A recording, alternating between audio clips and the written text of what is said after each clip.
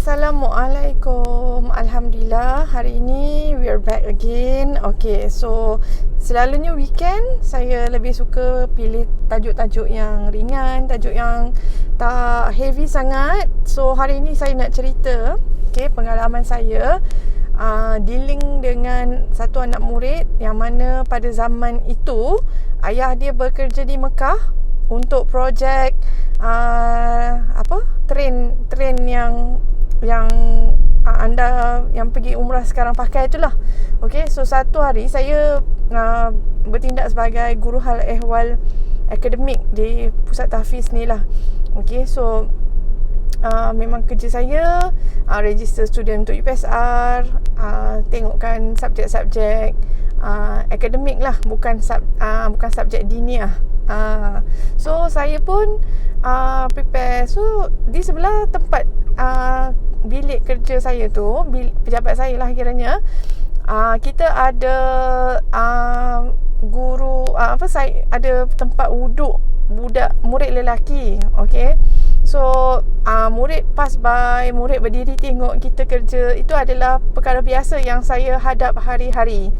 So murid ni macam-macam. Ada yang kaki ikut kawan-kawan, ada yang very independent, ada yang kena toilet train biasa. Okay, sebab sekolah tu dia macam daripada darjah 1 kalau tak silap saya, memang ada yang tak pernah pergi tadika terus dihantar untuk subjek diniah. So normal lah dekat situ untuk saya face macam-macam. So nak dijadikan cerita, satu hari datanglah satu murid ni, dia diri je kat pintu. Jadi bila dia diri, sebenarnya saya tak perasan dia berdiri kat situ. After some time, bila saya angkat kepala baru saya nampak anak murid ni. Okay, katalah nama dia Imran ya, contoh, sebab saya tak ingat dah nama pelajar ni. Dia diri dan saya pun tengok, kata Imran, saya bagi salam lah, sebab anak murid tu tak bagi salam pada saya je. So saya beri salam dulu.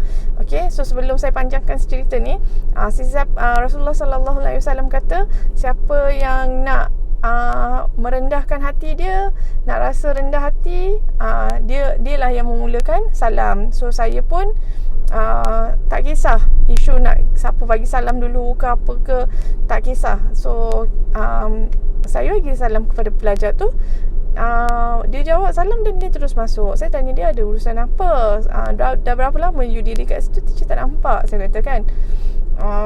Sekadar itu je saya tanya.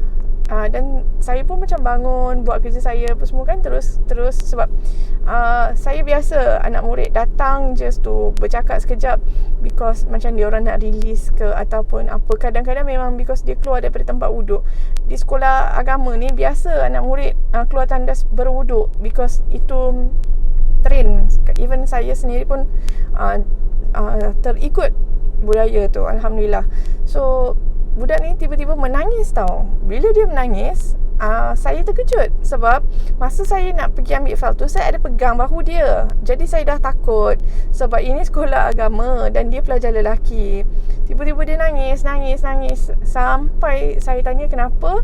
And then sampai dia okey, dia pun cakap, teacher, sebenarnya saya rindu sangat ayah saya. Okey, dengar macam tu, saya pun sebenarnya lost for words. Okay, saya terus tanya dia, ayah pergi mana? Saya ingat ke kes cerai? Rupanya tak. Ayah dia dengan mak dia okey, cuma ayah dia dah 10 bulan 11 bulan macam tu lah tak balik, kerana bertugas di Mekah, Madinah macam tu. So saya tanya dia, apa yang saya boleh tolong pada masa tu? Saya tanya, ada ke nombor telefon? Dia kata, kalau kita telefon sekarang, itu malam untuk ayah dia. Lepas tu saya macam, oh iya ke? Saya tak perasan. Lepas tu saya kata macam ni, kalau kita rindu, kita boleh call je anytime. Dan teacher tak kisah, boleh pakai phone teacher. So anak tu nangis. Saya tanyalah, dekat rumah, mak tahu tak apa yang awak rasa ni? Lepas tu dia cakap, semua orang rindu ayah. Okay, fine. Sedih juga. Lepas tu saya tanya dia, adakah dia bercakap hal ni kepada ibu dia? Itulah anak lelaki dan itulah anak yang sulung dan itulah kehebatan mak ayah dia. dia cakap saya tahu semua orang rindu ayah, tapi dekat rumah saya tak cakap dengan mak sebab tugas saya ialah jaga mak dan jaga keluarga sebab saya anak sulung.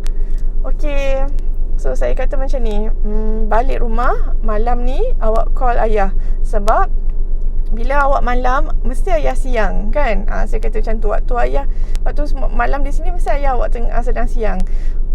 Cuba call ataupun balik nanti cuba suruh mak WhatsApp. Lepas tu dia pun agree. Dia kesat air mata dia dah settle down. Saya suruh dia ambil wuduk. Sebenarnya saya nak dia cuci muka so that kawan-kawan tengok dia tak notice dia menangis.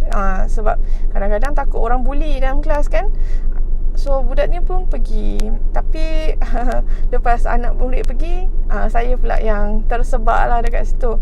So macam tu lah. Kadang-kadang kita kat sekolah, kita kena ambil cakna keadaan anak murid apabila dia ada letak sedikit trust kepada kita untuk share perkara yang dia tak boleh cakap dengan sesiapa. Dan dia rasa hanya orang tua faham tapi kawan-kawan tak faham.